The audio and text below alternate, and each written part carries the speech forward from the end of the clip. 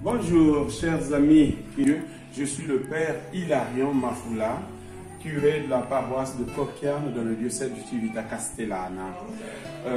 Dans ce 5e dimanche du temps ordinaire, le Seigneur nous invite à écouter et à méditer sur le thème de la guérison de la belle-mère de Pierre. Merci, préparons-nous à écouter la parole de Dieu.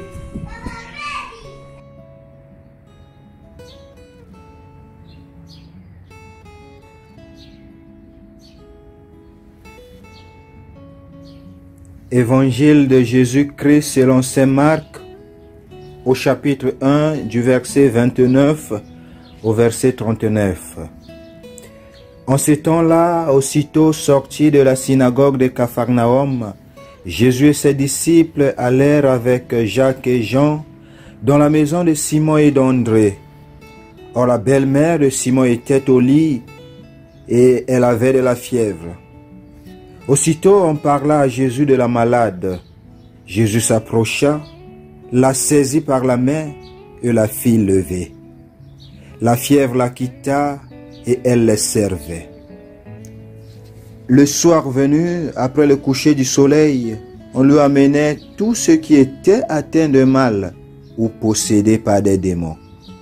La ville entière se pressait à la porte. Il guérit beaucoup de gens atteints de toutes sortes de maladies et il expulsa beaucoup de démons. Il empêchait les démons de parler parce qu'ils savaient eux qui il était. Le lendemain, Jésus se leva bien avant l'aube. Il sortit et se rendit dans un endroit désert et là il priait. Simon et ceux qui étaient avec lui partirent à sa recherche. Ils le trouvent et lui disent: tout le monde te cherche.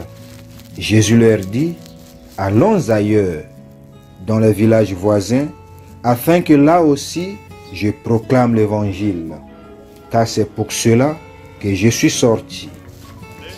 Et il parcourut toute la Galilée, proclamant l'évangile dans leurs synagogues et expulsant les démons. Acclamons la parole de Dieu, louange à toi, Seigneur Jésus.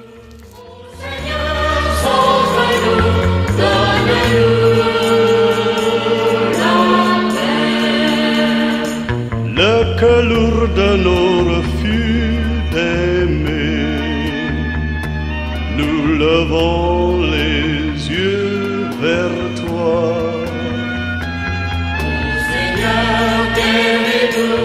Oh Seigneur, sauve-nous, donne-nous.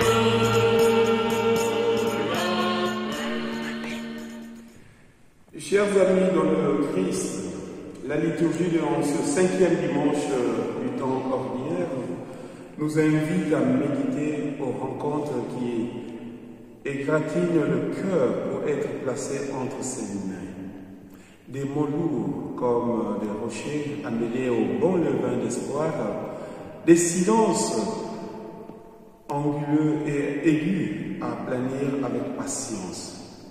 Chers amis dans le Seigneur, après l'exorcisme dans la synagogue de Capharnaüm, la liturgie nous emmène dans la maison de Simon et d'André.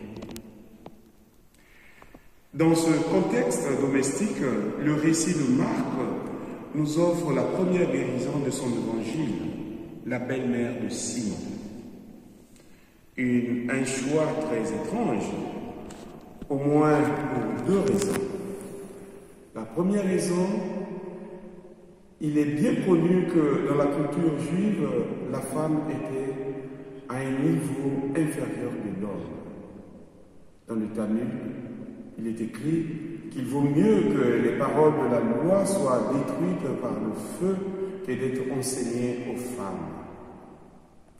La deuxième raison, le miracle a lieu à l'intérieur de la maison.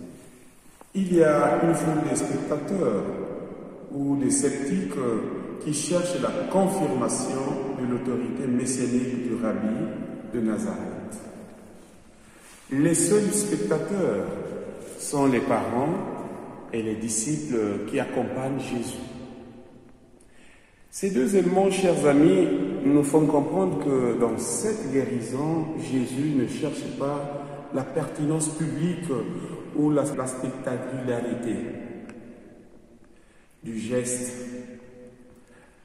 La marginalité de la femme, la dissimulation du prodige nous font comprendre qu'il ne faut pas prendre le risque d'être comme le fou du proverbe qui regarde du doigt quelqu'un qui pointe la lune.